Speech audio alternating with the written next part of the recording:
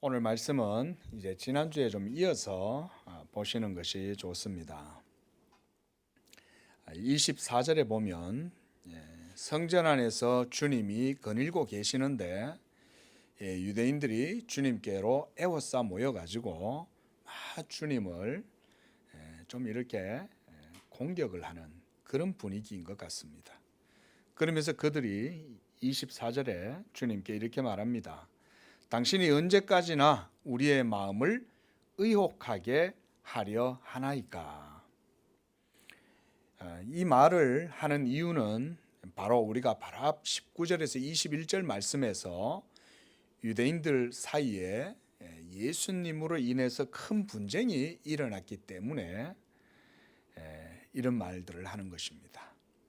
어떤 사람은 예수님이 귀신이 들려 미쳤다라고 이렇게 막 중상모략하고 비판하고 했지만, 또 어떤 사람은 그가 귀신이 들렸다면 그가 어떻게 해서 이 맹인의 눈을 뜨게 할 수 있었느냐, 이런 기적을 죄인이 행할 수가 있었겠느냐, 이런 이제 서로 간에 막 분쟁이 나뉘어져서 이 두 패가 나뉘어진 거예요. 그러니까 유대인들도 괴로운 거예요. 예수님이 당시에 사역하시던 그 유대 사회는 우리가 다 알듯이 이 성전 중심의 종교 공동체였죠. 그래서 갑자기 나타난 이 나사렛 예수의 사역은 당시 사회에 큰 파장을 불러 일으켰던 거예요. 그런데 이러한 파장이 일어나게 된 것을 우리가 한번 좀 생각을 해볼 필요가 있습니다. 왜 유대인들 사이에 예수님으로 인하여 이러한 분쟁, 분란이 일어나게 되었을까?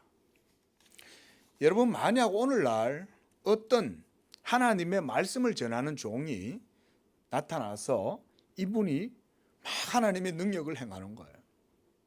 그래서 죽은 사람이 살아나요. 그리고 불치병자가 낫게 됩니다. 그리고 악마에 사로잡힌 자에게서 악령이 떠나가고 그를 제압하고, 이런 일들이 만약 일어나게 된다면 그것처럼 우리가 하나님께 영광을 돌리고 기뻐해야 할 일은 없는 것이겠죠. 그렇지 않습니까? 하나님의 기적적인 사건이 일어나면 그것은 우리 성도들에게 있어서는 하나님을 찬양하는 일이죠. 그런데 예수님 때문에 이런 일이 실제로 당시에 많이 일어났고, 그런데도 불구하고 왜 유대인들 사이에 서로 예수님의 이런 사역들 때문에 분란이 일어나게 되었을까? 그래서 그들이 예수님에게 달려들어서 애워싸고 이렇게 그들이 불평을 하는 것일까요? 불평하기보다는 도리어 우리 같으면 예수님 정말 대단하시네요, 어떻게 그런 일을 하실 수가 있죠? 어떻게 좀 말기암 환자를 이렇게 예수님이 말씀으로 고치고, 또 죽은 자를 살아나게 하고, 일평생토록 아무것도 못하고 누워있던 전신마비 환자를 예수님이 어떻게 이렇게 말씀 한마디로 고치시나요? 평생을 맹인으로 살아가던 그 사람의 눈을 어떻게 뜨게 하셨나요? 이러면서 우리가 예수님을 얼마나 칭찬하고, 또 그 예수님을 통해서 이 큰 기적의 능력이 나타나게 하신 하나님을 찬양해야 될 거 아니겠어요?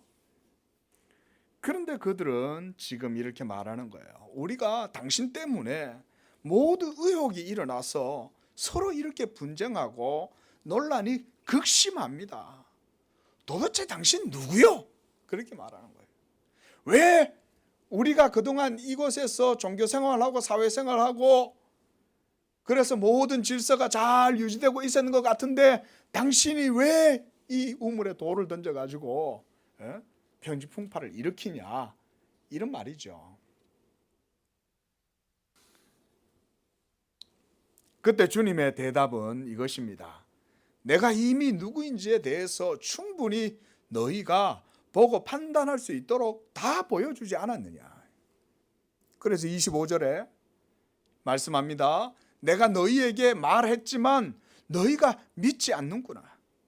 내가 나를 보내신 아버지의 이름으로 행했던 모든 일들이 나를 증거하는 것이지 않느냐. 그런데요, 주님은 여기서 중요한 말씀을 합니다. 26절에서 주님은 그들이 주님이 하시는 일을 보고도 그가 메시아이고 그리스도이신 것을 믿지 못하는 이유에 대해서 설명을 해주고 계세요. 자, 여러분, 여기에서 우리가 중요한 교훈을 얻을 수 있습니다. 기적은 그 기적 자체를 보고 하나님을 믿는 믿음이 생겨나는 것은 아니라는 거예요. 10사람이 있습니다. 그래서 모두 다 동일하게 기적을 봤습니다. 그런데 모든 사람들이 다 예수를 믿는 건 아니에요. 기적을 본다고 예수를 믿지 않아요. 왜? 믿음은 기적을 봄으로 해서 생기는 게 아니기 때문에 그렇습니다. 그래서 본문에서는 주님께서 이 말씀들을 통해서 우리에게 중요한 영적인 교훈을 해주고 계세요.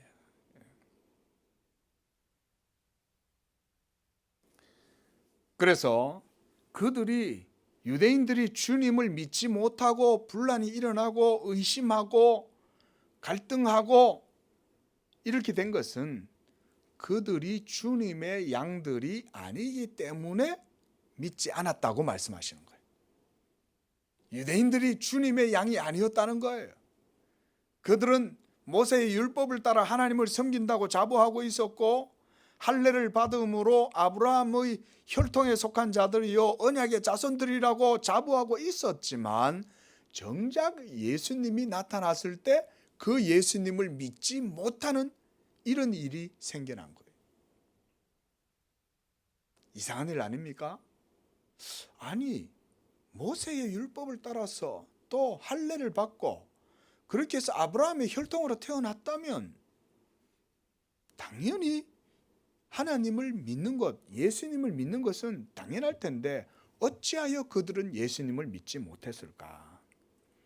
그래서 27절에서 주님은 주님께 속한 양이라면 주님의 음성을 들을 것이고 그래서 주님이 그들을 알아보게 되고 그들은 목자이신 주님을 따르게 된다 이렇게 말씀을 하십니다. 그리고 계속해서 28절에서 또한 주님은 내가 그들에게 영생을 주노니 영원히 그들이 멸망하지 않을 것이요 또 그들을 아버지의 손에서 빼앗을 자가 없을 것이다 라고 이렇게 말씀을 하는 거예요. 왜냐하면 29절에서 그 양들이 참 목자이신 예수님의 인도를 받는 것은 하나님 아버지께서 그들을 아들에게 주셨기 때문이라고 말씀을 하고 있습니다. 자, 우리가 지난주부터 해서 이 양에 대한 비유를 가지고 예수님이 주님과 성도와의 관계를 지금 설명하고 계시죠. 그래서 성도들은 예수님의 양이고 예수님은 그 양들의 참 목자가 되신다 그랬어요. 그래서 양들은 목자이신 이 주님의 음성을 듣는 거예요. 아롱아, 전바가, 롱다리 이러면서 막 부르면은 이 양들이 매 하면서 그냥 다 그 목자의 음성을 알아듣는 거예요. 이게 바로 성도와 주님과의 관계라는 것입니다. 그러므로 천지 만물을 창조하신 하나님께서 아들에게 주신 자들을 아무도 빼앗을 수가 없습니다. 거짓 목자, 또한 사꾼 목자, 양의 탈을 쓴 이리들이 주님의 양들을 다 훌겨 먹으려고 이렇게 달려들어도 그들의 영혼과 생명은 주님의 것이므로 아무도 그들을 건드릴 수 없다. 물론 본문에서 여기에 거짓 목자, 사꾼 목자들은 이 종교의 가장 윗자리에 앉아가지고 온갖 거룩한 행세를 다 하고 있는 위선자들, 바로 유대의 지도자들을 말하는 것이죠. 이렇게 말씀하시고 주님은 또한 자신과 아버지는 동일 본질이시다라고 말씀을 해줘요. 30절에. 나와 아버지는 하나이니라. 이렇게 말씀하신 것은 바로 하나님과 아들이 동등한 존재라는 것을 말씀하시는 거예요. 그래서 천지 만물의 창조주이신 하나님과 예수님이 동일한 하나님이시요 주님이 바로 하나님의 아들 그리스도라고 말씀을 하시는 것입니다. 그런데 31절에 보니까 이렇게 말을 해주어도 유대인들은 주님을 믿지 못하고 도리어 돌을 들어서 주님을 치려한다고 말하고 있어요. 아니, 처음에는 제발 당신의 정체에 대해서 우리한테 밝히 좀 말해 주시오. 보세요, 밝히 말해줘도 못 믿는 거예요. 여러분, 믿음이란 이런 겁니다. 오늘 저는 본문에서 이 믿음에 대한 중요한 교훈을 우리에게 주신다고 저는 봐요. 가룟 유다를 보십시오. 가룟 유다는 예수님을 몇 년 쫓아다녔어요? 3년 동안 쫓아다녔잖아요. 3년 동안 쫓아다닐 때 예수님이 얼마나 많은 기적을 행했습니까? 그렇죠? 오병이어, 칠병이어, 나사로가 죽었다가 살아나는 거, 평생토록 누워있던 병자들이 살아나고 온갖 병 걸리고 귀신 들린 자들이 다 예수님으로 말미암아 치료받는 것을 가룟 유다는 다 보았어요. 그런데 가룟 유다는 끝까지 주님을 믿지 않았어요. 배반할 뿐만 아니라 주님을 팔고 또 후회하고 그렇게 해서 양심의 가책에 사로잡혀 가지고 있을 때에도 예수님의 이름으로 자기의 죄를 고백하고 용서함을 받은 게 아니라 자살을 해버린 거예요. 그러나 베드로도 동일하게 예수님을 부인하고 배반하고 도망을 갔어요. 그런데 베드로는 다시금 주님 앞에 돌아와요. 그리고 주님도 이 베드로에게 말씀하죠. 네가 오늘 닭 울기 전에 네가 나를 3번 부인할 거다. 그러나 너는 다시금 돌이킨 후에 형제들을 견고하게 세우도록 하라. 내가 너를 위하여 기도한다. 주님이 이렇게 말씀해요. 주님이 베드로를 위해서는 기도하는데 이 유다를 위해서는 기도하지 않고 뭐라고 말씀하시냐면 저가 차라리 나지 않았으면 좋았으련만 저는 자기의 길로 가느니라 이렇게 말해요. 정해진 대로 간다는 거예요. 여러분, 오늘 본문에서 저는요 이 믿음이 어떤 것인지를 말씀해 드리려고 그러는 거예요. 이 유대인들은 예수님께 보여달라고 해서 주님이 다 보여준 거예요. 그래서 말해달라고 해서 또 다 말해주었어요. 있는 그대로 말해준 거예요. 우리말로 까놓고 대놓고 다 말했다 이거예요. 그래서 32절에 내가 아버지로 말미암아 많은 선한 일을 행하였는데 그 중에 어떤 일로 나를 돌로 치려 하는 것이냐. 33절에 말합니다.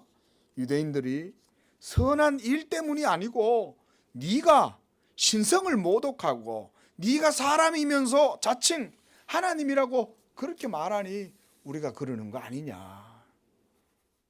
자, 유대인들이 하는 이 말이요 사실 지금 이 사건의 핵심 주제입니다. 네가 네 자신을 하나님과 동등되이 하니 네가 하나님이라고 하니 우리가 돌로 치려는 거 아니냐. 여러분, 예수님은 누굽니까? 예수님은 누구예요? 하나님이죠. 예수님은 참 사람이시면서도 그는 참 하나님이시잖아요. 말씀이 성육신 하신 거 아니에요. 하나님의 영원한 말씀이. 나사렛 예수가 자신을 하나님과 동등하다고 말했기 때문에 그들이 돌을 들어 주님을 치려고 했다는 거예요. 그래서 이 사건의 핵심은 바로 예수가 누구인가 하는 것에 포커스가 맞춰지는 거예요. 그는 진정 하나님의 아들인가? 자칭 하나님의 아들인가? 가짜인가? 진짜인가? 이거예요. 진짜일까요? 가짜일까요? 하지만 그들은 주님을 직접 보고도 듣고도 나사렛 예수가 하나님의 아들이라는 사실을 깨달을 수가 없었어요. 왜 그들은 이런 증거들을 직접 보고도 주님에 대해 알지 못하고 계속 의혹에 휩싸여 있게 된 걸까요? 우리는 이 사건과 또 이런 현상들을 그래서 주의 깊게 봐야 됩니다. 그리고 이런 사건들을 통해서 믿음이 무엇인지에 대해서 우리가 깊이 생각을 해봐야 됩니다. 믿음이란 무엇일까? 그래서 본문을 통해서 이런 질문이 저는 우리에게 주는 의미가 매우 크고 가치가 있다고 생각해요. 믿음이란 무엇인가? 오늘 본문을 통해서 여러분들도 좀 깊이 있게 여러분들의 예수 믿음을 한번 생각해 볼 수 있는 그런 시간이 되었으면 합니다.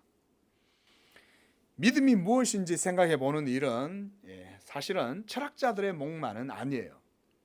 그것은 사실은 우리 성도들의 일입니다.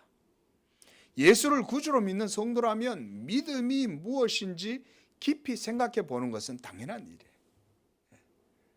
우리 성도님들 예수 믿음에 대해서 한번 깊이 생각을 해보시기 바랍니다. 여러분 이것은요 결코 미뤄놓으면 되는 숙제가 아니에요.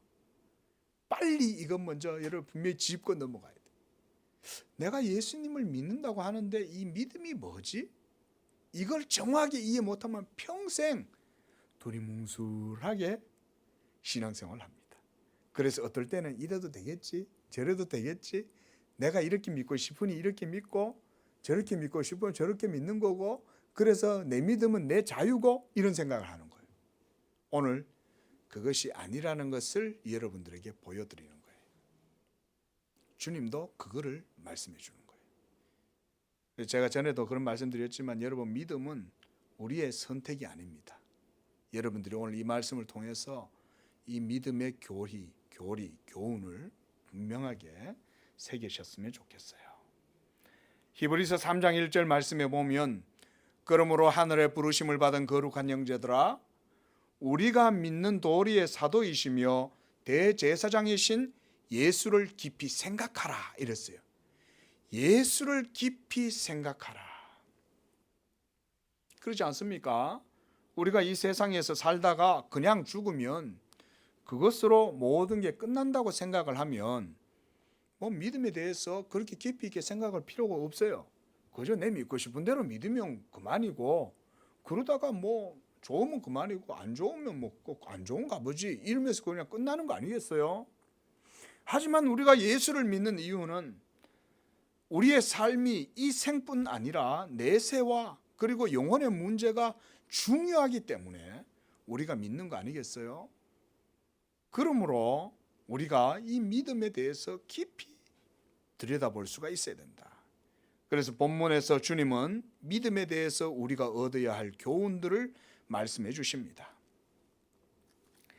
대부분의 사람들은 믿음이란 그 사람 자신의 주관적인 의지나 또는 그의 주체성, 또 결단, 선택, 그리고 이 믿음을 통해서 이 모든 사물에 대한 인식의 능력을 전제하는 것 정도로 생각을 해요.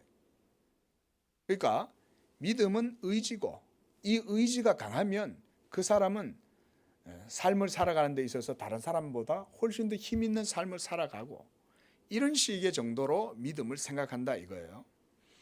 이런 견해가 바로 일반적으로는 철학자들의 견해라 이렇게 말씀을 좀 드리겠습니다. 그러나 이런 믿음에 대한 이런 말들이 일면 틀린 말은 아니에요. 완전히 틀린 말은 아니지만, 그러나 중요한 것은 방금 드린 이런 것들이 믿음의 본질이 무엇인가를 그대로 보여주는 것들은 아니라는 거예요. 왜냐하면 믿음이란, 잘 들어보세요, 이미 그 믿음이라고 하는 단어 안에 의미가 포함되어져 있다고 우리가 볼 수가 있어요. 그렇죠? 믿음이란 뭡니까? 내 의지의 작용, 이게 믿음인가요? 물론 그것도 있어요. 그런데 그것보다 더 중요한 건 뭐예요? 무엇을 믿느냐가 중요하잖아요. 그렇죠? 아닌가요? 잘 들어보세요. 오늘 조금 어려운 말씀을 드리는 건데, 그래서 내가 믿으니 모든 것에 의미가 있다고 생각하는 것은 바로 세상의 철학적인 견해예요. 이게 여러분들 속에도 있을 수 있어요. 이런 생각이. 내가 믿으면 그게 믿음이 되는 거지. 이거는 여러분 세상적인 믿음의 이해입니다. 그리고 이것은 복음이 당연히 아니에요. 그런 믿음의 이해를 갖고 예수님을 믿으려 하고 있다면 빨리 그걸 버려야 돼요. 그러면 하나님의 복을 못 받아요. 하지만 내가 믿는 것이 무엇인가 하는 그 대상, 그 대상에 관심을 두는 것은 객관적인 진리 자체의 믿음의 중심을 거기다 두는 거예요. 이것이 기독교의 진리요 성경적인 믿음의 교훈입니다. 그러니까 믿음은 믿음 자체보다 대상이 더 중요하다. 지금 제가 그 말을 하는 거예요. 일반적으로 사람들이 갖고 있는 믿음의 관념은 단지 한 사람의 인격적 의지의 그런 주관적인 활동에 지나지 않기 때문에 그것을 딱히 규정할 수 있는 것도 아니에요. 그렇죠? 여러분, 우리가 세상에 나가면 얼마나 많은 종교가 많습니까? 그러니까 세상 사람들 하는 말이 뭐예요? 왜 기독교는 다른 종교의 믿음을 다 비판하고 받아들이지 않느냐는 거죠. 서로 다 자기의 믿음이 중요한 거 아니냐. 이게 세상 논리잖아요. 근데 기독교는 그럴 수가 없는 거예요. 왜? 믿음은 내가 믿어서 내 믿음의 의지와 결단이 중요한 게 아니고 내 주체성이 중요한 게 아닌 거예요. 내가 주체적으로 뭔가 인식의 능력을 발휘하고 나의 의지를 발휘해서 내가 어떤 실존적인 의지로 뭔가를 믿는 것, 그래서 그걸 내가 믿었으니 거기에 뭔가 효력이 나타난다, 이렇게 생각하는 거 아니에요? 왜 사람들이 3,000배를 해요? 100번 절하는 사람보다 3,000번 절하는 사람이 훨씬 더 많은 도를 깨닫는다고 3,000번 하는 거 아니에요? 거기에서 뭐가 강조되는 건가요? 100번 한 사람보다 3,000번 하는 사람의 의지가 더 크게 강조되는 거죠. 3,000번 정도는 아무것도 아니에요. 30년 동안 면벽하면서 수도를 닦는 사람들은 그 사람들의 의지는 비교할 수가 없는 거예요. 3,000번 하는 사람들에게는. 그러나 보십시오. 우리가 성경이 말하지 않습니까? 행위로 구원을 받을 수 있어요. 만약 믿음을 행위로 이해해서 여러분들의 의지라고 생각하면 그 믿음으로는 구원을 못 받아요. 그러니 오늘 본문에서 주님이 우리에게 말씀하시는 바 믿음이 무엇인가에 대한 교훈은 우리가 굉장히 중요한 거예요.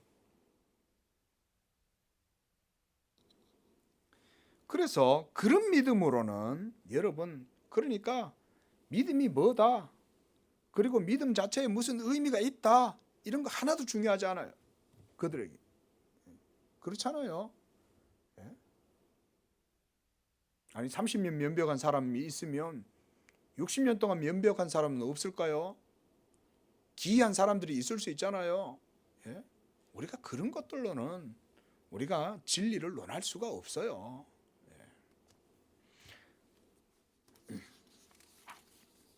말하자면 사람들은 믿음 그러면 그저 내가 믿고 싶은 것을 믿는 것이 믿음이다, 이 정도로 정리할 수 있겠죠. 그렇죠? 이게 세상 사람들이 생각하는 믿음의 의미예요. 그렇다면 그런 믿음이 무엇인지 우리가 그 믿음을 규명한다든지 그것에 대해서 규정한다든지 그런 게 무슨 의미가 있겠어요? 아무 의미가 없는 거예요. 잘 여러분 오늘 이 말씀을 잘 주의해서 들으시기 바랍니다. 다 자기가 믿고 싶은 대로 믿으면 그만인 것인데 그건 뭐 그 믿음에 대해서 우리가 깊이 분석하고 이렇게 할 필요가 있냐? 그럴 필요 없죠.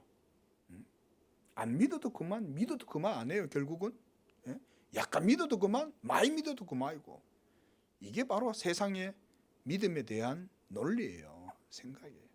그러나 기독교 그리고 성경은 믿음을 그렇게 무의미하게 사변적으로 정의하지 않아요.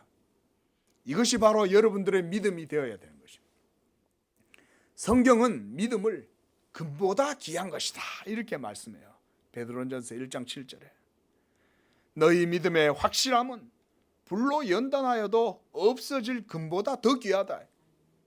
자, 믿음은 없어진다는 건가요? 안 없어진다는 거예요. 그것은 객관적인 것이라는 것입니다. 믿음은. 그래서 불로 연단해도 타서 없어지지 않고 도리어 그 속에 있는 찌꺼기들은 재련을 통해 가지고 사라지지만 믿음 그 자체는 없어지지 않아요. 이게 기독교가 말하는 믿음인 거예요. 여기 이래도 그만 저래도 그만 이런 게 아니에요. 그래서 믿음은 확실하다.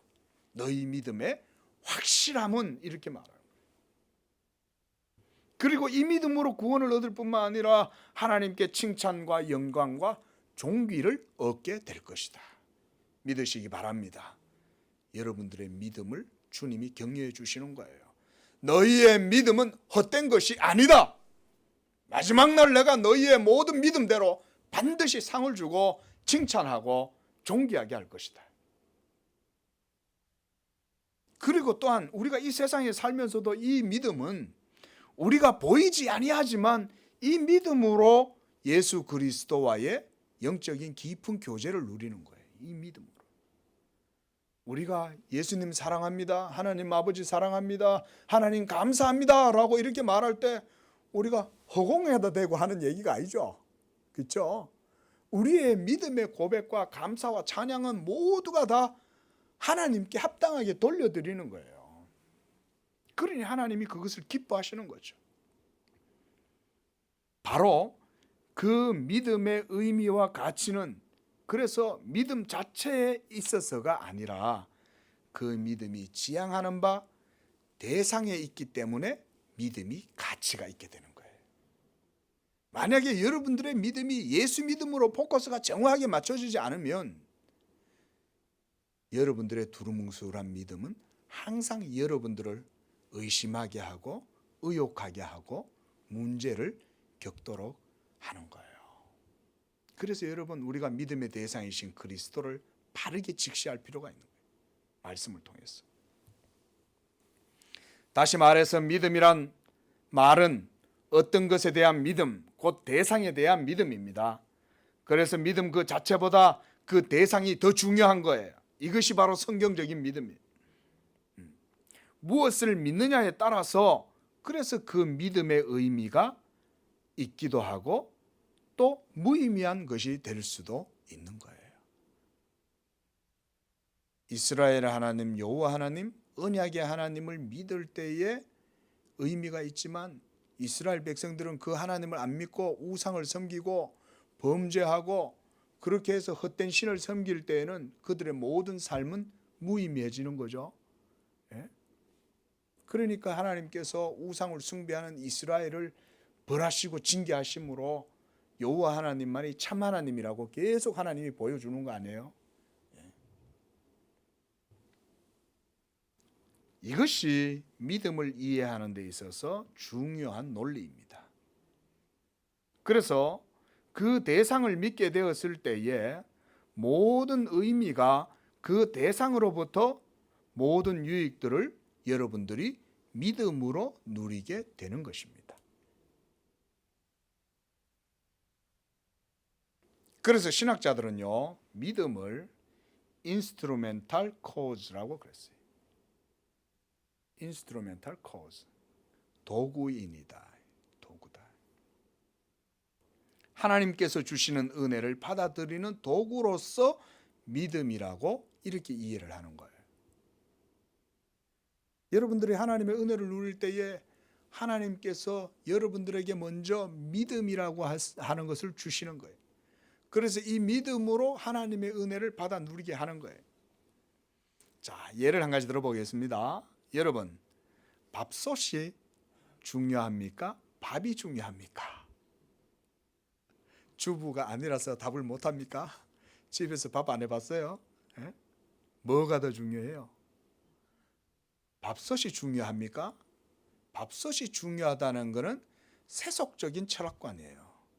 더 중요한 건 밥솥 속에 있는 밥이 중요하죠. 그렇죠. 밥솥은 밥을 위한 도구일 뿐이죠. 중요한 건 물론 이 밥솥이 없으면 밥을 지을 수 없지만 그렇다고 우리가 쌀이 없는데 밥솥 자체에 의미가 있거나 가치가 있다고 생각하진 않죠. 그렇죠? 믿음이 바로 그런 겁니다. 믿음은 밥솥이에요. 그리고 하나님이 쌀을 부어주셔서 성령으로 뜨겁게 확 달궈주시면 여러분들이 그 밥을 먹을 수 있게 되는 거예요. 그래서 믿음을 밥솥에다가 비유하는 거예요. 도구인이다. 신학자들은 그래서 이것을 도구인, 믿음을 도구인이라 그래요. 하나님께서 주시는 은혜를 받아 누리는 것이 바로 이 믿음에 의해서입니다. 그래서 여러분, 이 믿음도 하나님께서 주시는 거예요. 그 밥솥도 하나님이 주시는 거예요. 그래야 여러분, 개밥그릇 가지고 우리가 밥을 할 수는 없죠.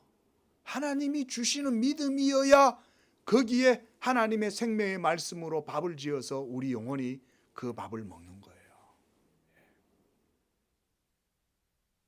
그리고 그 믿음도 성령으로 말미암아 효과적인 사역을 통해서 여러분들이 갖게 되는 거예요. 잘 들으세요. 그래서 믿음이 무엇인가 하는 이 질문의 답은 믿음 그 자체에 있는 것이 아니라 믿음의 대상이신 예수 그리스도에게서 답을 얻는 것입니다. 그래서 예수를 믿는 것은 이미 그 믿음으로 그리스도를 아는 것이다, 이렇게 말할 수 있어요. 놀라운 논리죠, 여러분. 그래서 우리가 이런 논리를 가지잖아요. 사람들이 그런 이제 논증을 하잖아요. 하나님이 계시다는 거 어떻게 알지? 여러분, 이런 생각 안 해보셨어요?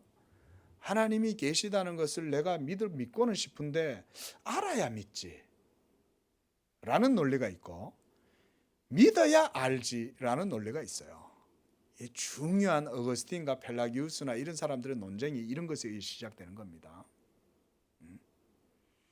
믿고 아는 것이냐, 알고 믿는 것이냐, 여러분 어느 것 같아요? 믿음의 논리, 성경적 논리는 믿고 아는 겁니다. 믿고 아는 것.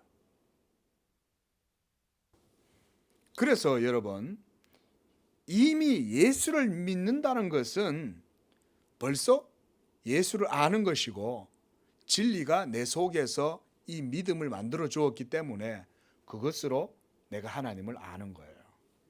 그래서 믿는 것과 아는 것이 모두 믿음의 대상이신 예수님에게서는 하나가 되는 거예요. 에베소서 4장 13절에 믿는 것과 아는 것에 하나가 되어, 이렇게 말해요. 그래서 믿는 것과 아는 것은 따로 분리되지 않아요. 그리스도를 안다는 것은 이미 믿는다는 것이고, 그 믿음 안에서 벌써 그리스도를 아는 거예요. 이처럼 믿음의 대상이 명확해지면 믿는 그 믿음 자체의 특성도 바르게 규정이 되는 거예요. 대부분 사람들이 이 부분에 대해 가지고 모호해요. 그러나 성경적인 논리는 믿음의 대상이 명확해지면 믿고 아는 것에 대해서 괴리가 생기지 않아요. 잘 생각해 보세요, 여러분. 굉장히 중요한 말씀을 드린 거예요. 예수님이 아니라면 우리가 어떻게 하나님을 알고, 또 우리가 어떻게 예수님이 아니라면 믿을 수 있을까? 믿음의 대상이 없는데 허풍성만 늘어놓는 거죠. 바로 여기에서 영적 진리의 특성이 믿음으로 우리에게 지식의 형태로 주어지게 되는 것을 알게 됩니다. 우리 성도님들이 그래서 세상 공부하는 것도 중요하지만 하나님을 믿는 믿음의 지식에 대해서 깊이 이해를 할 필요가 있어요. 오늘 이 본문의 말씀을 다시금 여러분 집에 가셔가지고 잘 다시 한번 들어보세요. 영적 진리의 특성이 믿음으로 우리에게 지식의 형태로 주어지게 되는 것을 알게 돼요. 어떻게? 믿음의 대상이신 예수를 바르게 바라보면. 그래서 기독교는 믿음을 말할 때 먼저 하나님의 계시, 리버레이션, 이거를 말해요. 그래서 굉장히 중요하게 여깁니다. 그렇죠? 하나님께서 자기의 말씀으로 역사하셔서 택하신 백성 속에 진리의 빛을 비추어 주실 때에 거기에는 이미 하나님의 성령의 인치심과 보증이 있어요. 그래서 택함을 입은 자가 믿음을 갖게 되어 진리를 인식하게 되고, 그래서 예수가 하나님의 아들 그리스도라는 이 영적 진리를 믿음으로 알게 되는 것입니다. 하나님께서 무한한 긍휼과 자비와 선하심으로 택하신 자들의 영혼에 성육신하셔서 사람이 되신 예수 그리스도의 이 진리의 빛을 계시해 주실 때에 비로소 그 영혼에 참된 진리 가운데 그 영혼이 거하게 되고, 하나님의 진리 가운데 생명과 의와 빛을 얻게 되고 믿음의 증거를 얻게 되는 것입니다. 좀 어려운 말이죠. 쉽지는 않은 말이라는 거 제가 잘 압니다. 그런데 이것이 바로 하나님께서 여러분들의 믿음 가운데 역사하시는 방식이에요. 이것이. 그러므로 여러분이 예수님을 구주로 믿고 있다 하는 그 사실 자체만으로 이미 우리에게는 찬양과 감사와 기뻐해야 할 이유가 충분한 걸 믿으시기 바랍니다. 성경이 그래서 왜 항상 기뻐하라, 범사에 감사하라, 쉬지 말고 기도하라 이렇게 말씀하는 걸까요? 또한 빌립보서 4장 4절에서도 사도는 말합니다. 주 안에서 항상 기뻐하라. 내가 다시 말하노니 기뻐하라 이렇게 말했어요. 왜 다시 말하노니라고 여기 덧붙여 놨을까요? 왜 다시 내가 말하노니 너희가 기뻐해라 이렇게 덧붙일까요? 그것은 예수 믿는 성도가 기뻐해야 할 이유가 충분하기 때문에 그래요. 예수를 믿고 있다는 것 자체가 이미 이처럼 하나님의 진리가 그 사람 속에 역사하고 있음을 보여주는 거예요. 믿으시기 바랍니다. 유대인들 지금 보세요. 유대인들은 끝까지 예수님을 못 믿는 거예요. 예수님의 기적과 능력을 보고 예수님이 직접 나는 하나님께로부터 왔고 아버지가 나를 보내주셨고 그래서 너희가 나를 믿지 않더라도 내가 하는 그 일은 보고 믿어라. 이렇게까지 얘기하는데도 그들이 예수님을 끝까지 돌을 들어서 치료하고 죽이려 하다가 급기야는 십자가에 예수님을 못 박아 죽게 하시잖아요. 여러분, 믿지 않는 사람의 특징이 무엇인지 아십니까? 믿지 않는 사람은 철저히 자기중심적인 사람입니다. 그래서요, 믿는 사람이, 그래서 보면 우리가 여기서 참된 믿음을 얘기하는 겁니다. 참된 믿음을 가진 사람은 윤리적인 사람이 돼요. 당연하겠죠? 예. 그러나 믿지 않는 사람은요, 굉장히 점잖은 것 같고 교양이 있는 것 같고 지적인 것 같아도 자기중심적인 사람. 그래서 여러분, 하나님을 안 믿는 사람하고는 거리를 잘 두세요. 이 세상에 살면서 우리가 믿지 않는 사람들과 섞여서 살지 않을 수는 없지만, 그러나 그가 하나님을 믿지 않는다면 지혜롭게 관계를 여러분들이 잘 유지하셔야 됩니다. 하나님을 안 믿는 사람들은요, 지금 이 사람이 굉장히 나한테 우호적인 것 같아도 그 사람 속에는 핵심이 없어요. 예? 참된 윤리가 없어요. 그러니까 이 사람은 언제든지 문제가 생기면 예수님을 십자가에 못 박는 것처럼 그럴 수가 있다. 가룟 유다처럼. 그래서 그런 사람들은 증거를 보여주어도 보지 못하고 끝까지 의심합니다. 끝까지 의심합니다. 끝까지 의심합니다. 여러분, 이거는 철학해 본 사람들은 잘 알아요. 철학의 방법은 의심이거든요. 계속 의심해요. 그래서 여러분, 끝까지 양파 껍질을 까면 그 속에 실체가 있나요? 없어요. 끝까지 의심해도 답은 없어요. 그 답을 못 보니까 그냥 그 상태로 머물러 있는 거예요. 그냥 이래 살다가 죽는 거지 뭐 이러는 거예요. 이래 살다가 죽으면 끝이지. 답이 뭐가 있어?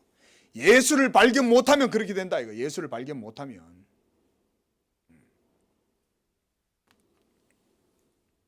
그들이 믿지 못하는 논리는 단순해요. 바로 자신 이외에 아무것도 받아들이지 못하는 고집스러움 때문이에요. 예수님의 많은 기적과 능력과 하나님의 영광을 보고도 믿지 못하는 자들은 이처럼 하나님의 증거를 받아들일 마음이 그들 속에 전혀 없기 때문에 그런 거예요. 여러분, 믿음은 그래서 하나님의 택하심 가운데에서 나오는 것입니다. 그들의 마음속에 하나님의 빛이 들어갈 틈이 없기 때문에 그들은 예수님을 지금 믿지 못하고 있어요. 그래서 우리가 앞서 봤습니다. 요한복음 8장 31절에서 주님이 이렇게 말했습니다.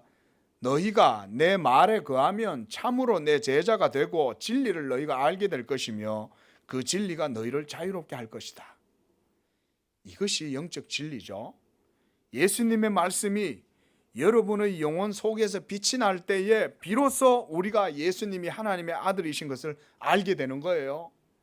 그러나 유대인들은 하나님께로부터 오신 이 예수를 알아보지를 못했어요.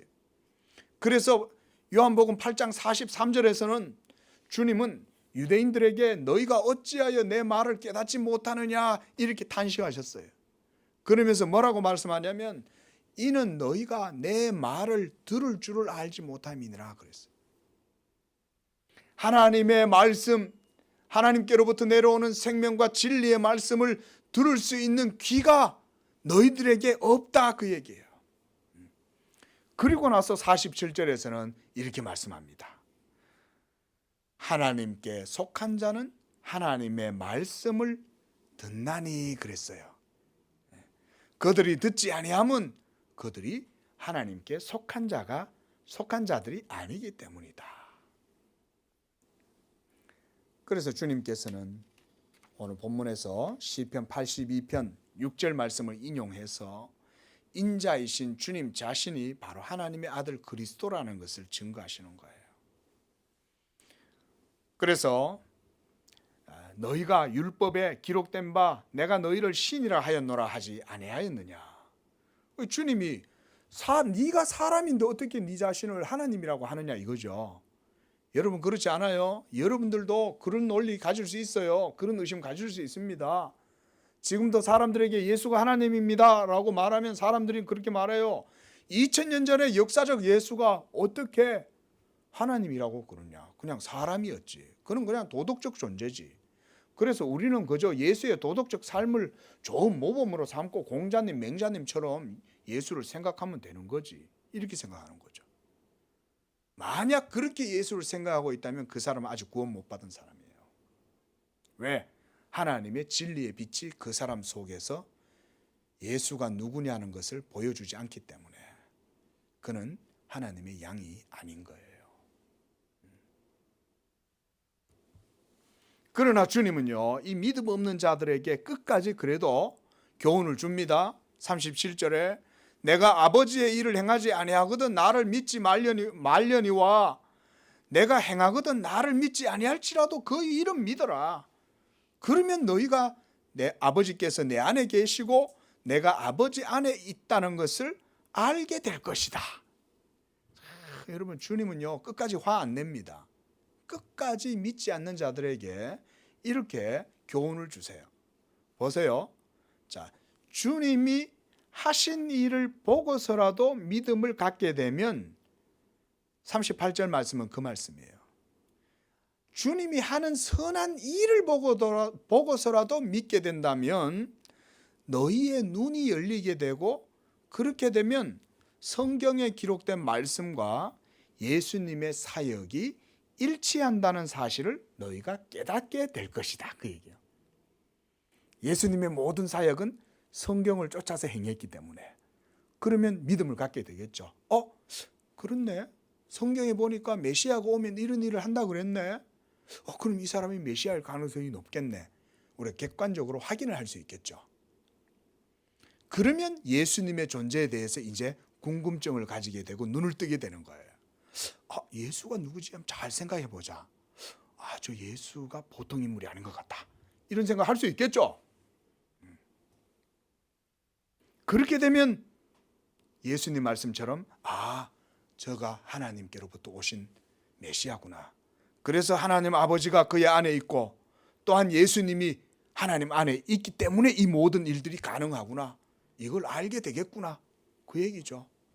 보세요. 주님은 유대인들에게 끝까지 그래도 믿음의 교훈을 주시는 거예요. 끝까지. 자기를 들어 돌로 치려 해도. 그러나 이렇게 말씀해 주어도 유대인들은 주님을 믿지 못합니다. 왜냐하면 그들은 하나님의 택하심을 입은 백성이 아니기 때문에 그래요. 하나님이 그들을 내버려 두신 거예요. 그냥 이게 믿음의 가치예요. 여러분들이 예수를 믿게 된 것을 감사해야 하는 이유가 그건 거예요. 하나님이 여러분들을 불법한 가운데 어두운 가운데 내버려 두시지 않았기 때문에 우리가 예수님을 믿는 것이고 진리를 쫓아서 하나님을 섬기는 거예요. 말씀을 맺습니다. 믿음을 주신 하나님께 감사하고 찬양하고 기뻐하시기를 바랍니다. 믿음은 하나님의 선물이요 선택의 열매예요. 그래서 성령의 역사하심을 통해서 여러분이 예수를 주로 고백하고 하나님을 아빠 아버지로 고백하는 것입니다. 믿음 그 자체가 본질이거나 실체는 아니에요. 도구인이라 그랬어요. 이 믿음을 주셔서 이 믿음의 주님 그리스도를 믿고 알게 하시고 그로 말미암아 여러분들이 의롭게 되고 죄사함과 생명과 구원과 영생을 얻어 하나님의 자녀가 되게 하신 이 은혜를 이 한 주간도 감사하고 찬양하시기를 바랍니다. 기도하겠습니다.